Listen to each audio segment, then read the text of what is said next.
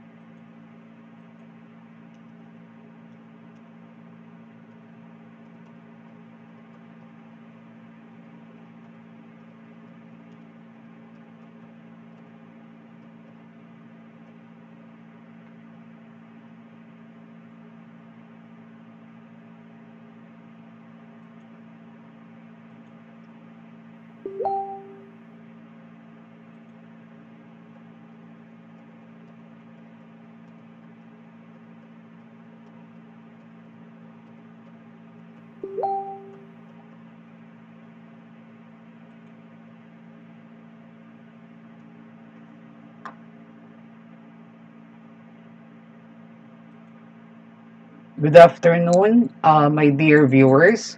So I am teacher Edison Pangilinan, and I am here to discuss with you the first voyage around the world of Magellan by Antonio Pigafetta.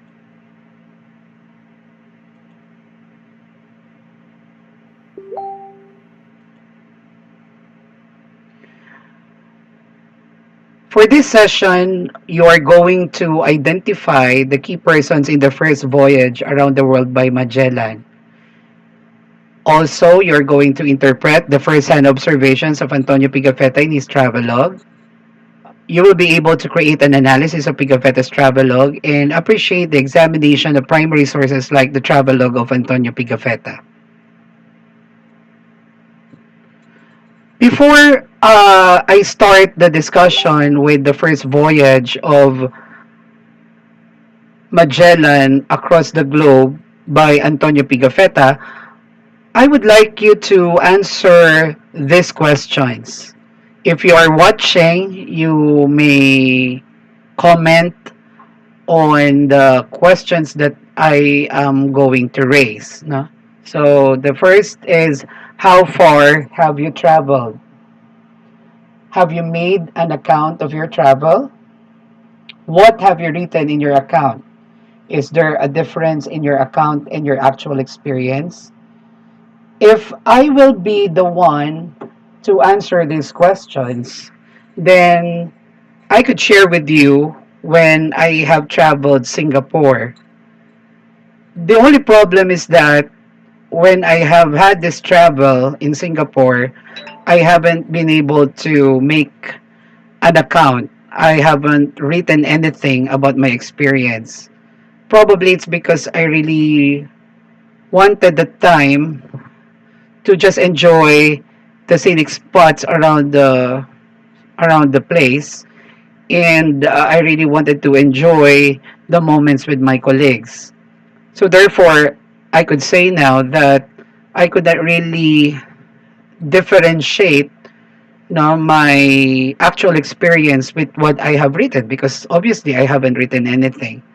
But if I were to write my account or my experiences in Singapore, probably I could say that there is really a big difference between what I have written in my actual experience. Because when you are having your probably it's because when I'm having my actual experience, the feeling is there. Unlike when you are just writing it, or when you are just writing it down, no? When you are just writing down your experiences. As I continue, I would like to introduce to you the key persons in this travelogue. No? The first one is Ferdinand Magellan. So Ferdinand Magellan is not a Spaniard. He's actually a Portuguese because he was born in Portugal in 1480. Let me just give you a short background of him. As a boy, he studied map making and navigation. By his mid 20s, he was sailing in large fleets and was engaged in combat. In 1519, with the support of Holy Roman Emperor Charles V, Magellan set out to find a better route to the Spice Islands. The place of birth, of course, obviously, it's Portugal, and he died on April 27, 1521. Uh, he served uh, the Spanish king. It's because the Portuguese king did not believe him about the possible circumnavigation around the world. The second one is the one who has written the travelogue. He is actually Antonio Pigafetta. So Pigafetta was born into a wealthy Vicenza family and studied navigation among other things. He served on board the galleys of the Knights of Rhodes and accompanied the papal nuncio Monsignor Sherigati to Spain. Later, he joined the Portuguese captain Ferdinand Magellan and his Spanish crew on their trip to the Maluku Islands. While in the Philippines, Magellan was killed and Pigafetta was injured. Nevertheless, he recovered and was among only 18 of Magellan's original crew who, having completed the first circumnavigation of the world, returned to Spain on board another vessel, the Victoria. Most importantly, Magellan kept a journal of his voyage, and this is a key source for information about Magellan's famous journey. In examining the travelogue of Pigafetta, it may lead us to the following. The first one is gaining of insights in the character of the Philippines during the pre-colonial period. So, upon reading the travelogue or the account of Antonio Pigafetta, you would realize really that he described the character of the Filipinos. No? How did they live during that time? How did they live before the Philippines has been colonialized by the Spaniards? Number two is learning how the fresh eyes of the Europeans regard the deeply unfamiliar terrain, environment, people, and culture. So the Europeans actually have started exploring places because they would really want to see the beauty of the environment, the beauty of the people, and even the beauty of the culture. The third is the familiarity on the dominant frame of mind in the age of exploration which pervaded Europe in the 15th and 16th century. So actually there were just two countries in Europe which become aggressive in exploring different places around the world, no? And this exploration really led them to fame. Number four is the realization that primary sources used in the subsequent written histories depart from certain perspective. So the travelogue of Pigafetta is actually a primary source, no? Because he has been able to witness firsthand everything that has happened or everything that has transpired during that time. So of the observations of Pigafetta are really coming from his own perspective. The book, The First Voyage Around the World by Magellan, was actually published after Pigafetta returned to Italy.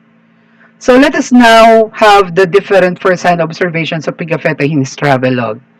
So if you're going to look at the first statement of Pigafetta in his travelogue, you would see that he described the people he saw during that time.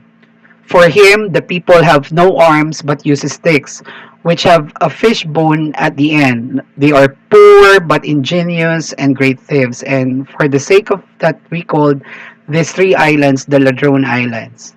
So if you are going to examine this, you will see that the people there were not really using guns, no? They're just using sticks. Probably they use this also for fighting and for living. They look poor, but they are very creative. No, they were very creative that time. No, because they could use different resources. They turned different resources into some useful products. And they were considered also as great thieves because during that time, the arms brought by the Spaniards were gone, no? And they were really saying that the people there were the ones who stole the materials of the Spaniards. So that's why they call these islands as the Ladrone Island or the Land of the Thieves. The Ladrone Islands is actually present known as the Marianas Islands. These islands are located south-southeast of Japan, west-southwest of Hawaii, north of New Guinea, and east of the Philippines. They reached Zamal, which is known as Samar now, where he recounted that 9 men came to them with joy and eagerness in seeing them. With this, they welcomed them with food, drinks, and gifts, and in turn, the natives gave them fish, palm wine, figs, and 2 cocos. The second observation of Pigafetta has something to do with the palm tree. No? And if you're going to read what he observed, this palm tree or this palm produces a fruit named coco, which is as large as the head of a thereabouts. Its first husk is green and 2 fingers in thickness. In it, they find certain threads which they make the cords for fastening their boats. Under this husk, there is another very hard and thicker than that of a walnut. They burn this second rind and make it a powder which is useful to them. Under this rind, there is a white marrow of a finger's thickness which they eat fresh with meat and fish, as we do bread, and has the taste of an almond. And if anyone tried it, he might make bread out of it. So if you're going to examine this, you're right that if you're thinking about the coconut, so they're really amazed with the coconut tree. So just like what I have said, no, this is how Pigafetta described the palm tree that bears fruit called cocoa and wine in amazement and fascination. No? So the description leads to the realization that the men were very, very, very creative. The third observation has something to do with the people, the character of the people, probably in dealing with other people. Because if you're going to examine it, according to Pigafetta, the people were very familiar and friendly and were willingly showed to us different islands and the names of these islands. So as you can see, uh, we could realize that from our ancestor, we inherited the friendliness. No? And it could be seen in their willingness to tell the foreigners about the lands, no, the beautiful islands where we live. No? One of the islands that was introduced to the Spaniards was the Humano Island, or what we call Homonhon. And this place was referred to as the watering place of good signs. It was named, or it was referred to as the watering place of good signs. It's because in here they found the first signs of gold. And if you were going to go back with your Philippine history when you were in high school, then you would find out that the Spaniards came to the Philippines bringing with them goals. And the three goals that they brought to us would be God, glory, and gold.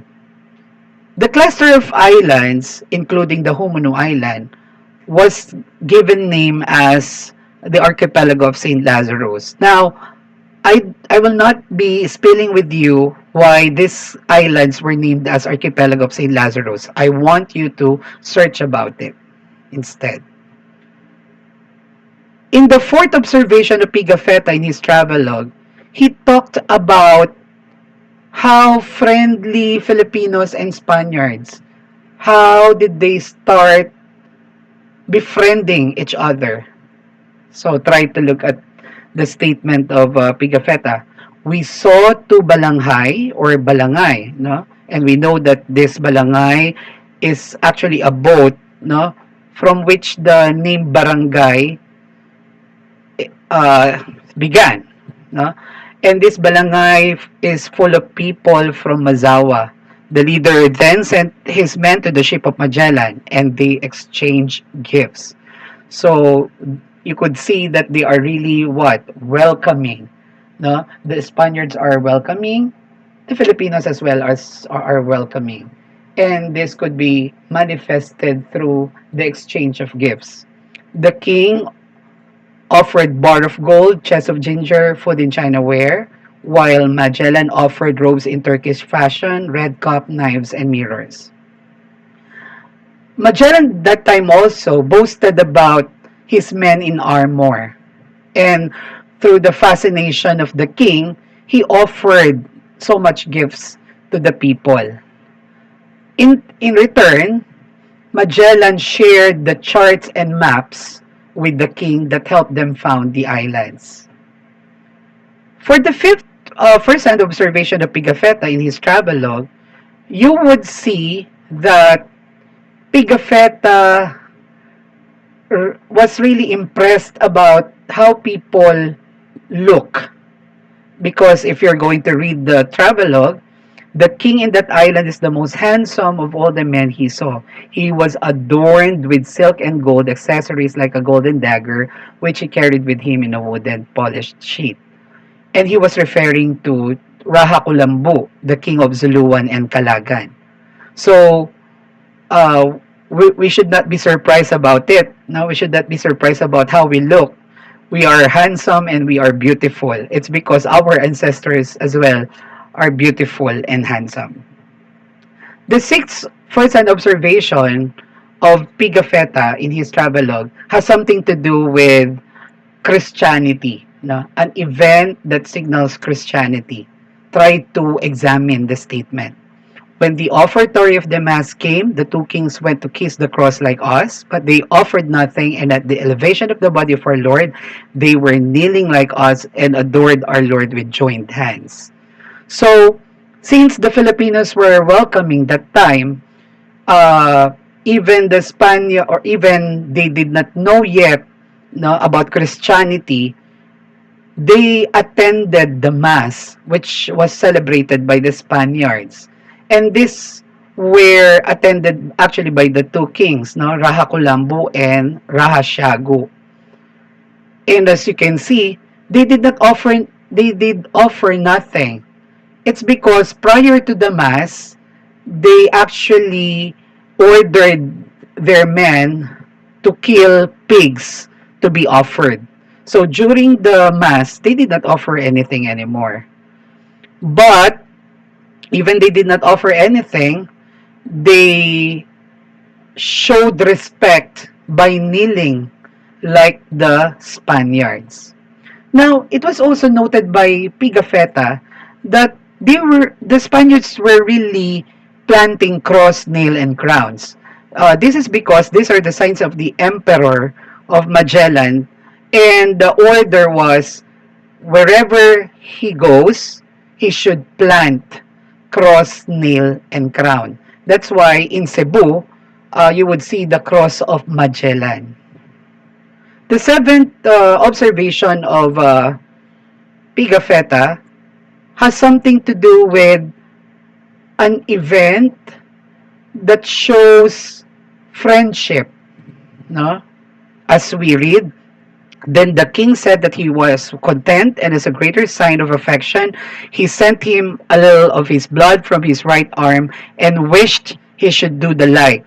Our people answered that he would do it, Besides that, he said that all the captains who came to his country had been accustomed to make a present to him and he to them, and therefore they should ask their captain if he would observe the custom.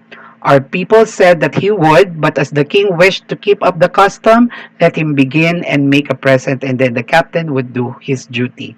Now, try to think what was actually the symbol of friendship that has been described here by Pigafetta. So if you're thinking about the blood compact, then you are right. He was actually describing the blood compact. And what is that blood compact? The blood compact is an ancient ritual in the Philippines intended to seal a friendship or treaty. Uh, when Magellan came to Cebu, when the King of Cebu heard about his arrival, the King of Cebu actually demanded Magellan to pay tribute to him. But you know what? Magellan refused to pay tribute and said that he was the captain of the king himself, who was the emperor of a great empire, and they better just make friends with them. So, in turn, since the king of Cebu heard about this one, instead of fighting against Magellan, he befriended Magellan and the men of Magellan to uh, through a blood compact. So they sealed their friendship or treaty because of this blood compact. The eighth first-hand observation of Pigafetta in his travelogue is this, and probably upon looking at the statement, you would realize that this is something to do again with embracing Christianity. So to that king and all his people answered that they would obey the commands of the captain and do all that he told them. The captain took the king by the hand, and they walked about on the scaffolding. And when he was baptized, he said that he would name him Don Charles or Carlos, as the emperor sovereign was named. And he named the prince Don Fernando or Fernando after the brother of the emperor and the king of Mazava, Jihan. To more, he gave the name of Christopher, and to the others, each a name of his fancy. So if you're going to look at the statement, this has something to do with the baptism. And when the Filipinos there embraced Christianity through baptism, they also accepted the names that were given to them. See how welcoming the Filipinos were? So even they did not know anything about Christianity, but as a sign of respect and friendship, they accepted, no, the names given to them. Another thing that could, should we say, a manifestation of embracing Christianity by our ancestors was the burning of the idols then and worshiping of the cross. No, this was the order given to the king and his people as a sign of being a good Christian. Of course, at first, the Filipinos were really hesitant to do it, no, because for them the idols really do miracles like healing the sick and so on and so forth. No, but Magellan, he insisted. He insisted that the inhabitants there should worship the cross instead. And what persuaded the Filipinos to embrace Christianity and burning the idols and worshiping the cross? It's the baptism of the sick man, which was accounted in the Travelogue of Pigafetta as the first miracle. No, because after the baptism, the man was able to speak again. The last first-hand observation of Pigafetta in his travelogue was, when we reached land, we found the islanders 1,500 in number, drawn up in squadrons. They came down upon us with terrible shouts. Two squadrons attacking us us on the flanks and the third in front. The shots of our guns did little or no harm to the islanders and did not retire. Drew nearer to us, throwing arrows, javelins, spears, hardened in fire, stones, and even mud, making us hard to defend ourselves. Some of them cast lances pointed with iron at the Captain General. So if you're going to look at the statement of Pigafetta here, no, you would find out how brave the Filipinos were because they defended their places against the Spaniards. Even they did not have guns, they just used the resources they have, no? And they did not stop. Even they were saying the Spaniards had guns, no? So just to defend themselves and their place. So you could also like make a conclusion out of this statement that at the end, or in the end rather, Magellan died in the battle.